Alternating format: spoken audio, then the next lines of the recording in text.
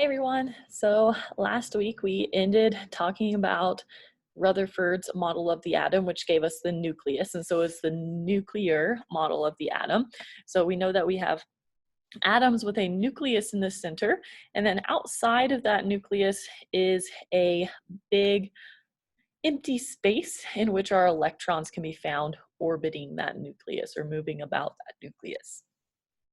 But there's still problems with this model. Well, one that we were trying to get to, which again, eventually we're working our way to that explanation as to why elements form ions with particular charges. So again, why group 1 only loses 1 electron, or why group 3 only loses 3 electrons. Why do they lose or gain those particular numbers of electrons? And again, that's our goal, is to get to that place. But we have to go through a little more atomic theory. And so our next model of the atom starts with Niels Bohr. And he's a scientist that is spending a lot of time studying the atom. And one thing he notices is when he shoots light at an atom, he sees that the atom itself changes energy, it gains energy. And then it loses that energy by emitting light. And so he wants to know why this would happen. And so he predicts that this could happen if our electrons are found in specific circular paths around the nucleus. And so this would be an example of what Bohr believed the atom to look like. And so outside of the nucleus are these specific rings in which we could find our electrons orbiting the nucleus. And so again, he was testing this and he was trying to figure out what energies these energy levels are. And so he would shoot light at them. And so when I hit jump, you're going to see that we are going to shoot light. Up here, it's going to show you what frequency of light is being shot at it, which corresponds to energy. Purple is really high energy, UV is really high energy. The red, which is infrared, is really low energy. And then this is your visible light spectrum. So we go from high energy to low energy. And so when we shoot light at it and it hits the electron jumps to a higher energy level. Right now, our atom has extra energy it didn't have before. If our electron were to lose energy, and so it emits light back out, it will jump back to the previous energy level. Notice this is how much energy it took. So what if I shot even more energy at it? So I'm again shooting more light at it, and you can see that that was slightly higher energy than the other one. And so it jumped out 2 rings instead of 1. All right, and we could keep jumping from energy level to energy level, and we see that it takes varying amounts of energy. This one gave me something in the red, so low that it's not registered on this chart. And so with this, he's able to determine what energies these different levels have.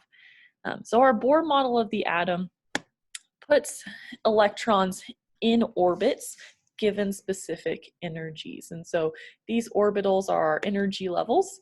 And of course, electrons are found within those. Now, these energy levels have fixed energies. And so electrons can only be in those orbitals if they have the correct amount of energy. You shouldn't be able to find anything with in between these because they can only be found on the orbitals. And so we like to think of energy levels like ladders. So suppose you're climbing up a ladder. You can't just climb the middle, like the little air gap in the ladder. You can only climb the ladder if you put your foot on each rung and climb the ladder. The same with electrons. Electrons can be on the first rung or on the second rung or the third rung, but you cannot find it in between. One thing that he noticed as he jumped energy level to energy level is it slowly took less and less energy to jump up a level. And so we conclude that the energy levels get closer as you move further away from the nucleus.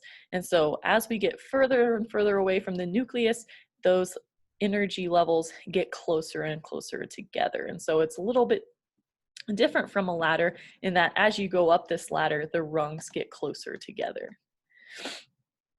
And so the energy it requires to jump from one energy to another is called a quantum. Again, since it doesn't take the same amount, a quantum is not a specific number. The quantum changes from rung to rung, but it takes less as you go up that ladder. All right, and so again, the quantum is the amount of energy you have to jump from one energy level to another. So Bohr studied the hydrogen atom, and he verified his model time and time again with hydrogen. But when he was testing other elements, his model didn't always fit perfectly. And so scientists knew that this still was not the best model of the atom, even though we will still use Bohr's model of the atom as we go because it's very clean and it's really nice when we're drawing models of our atom and the orbits they take part in. So just so this video doesn't run too long, I'm going to stop this one and then start a new one for the quantum mechanical model.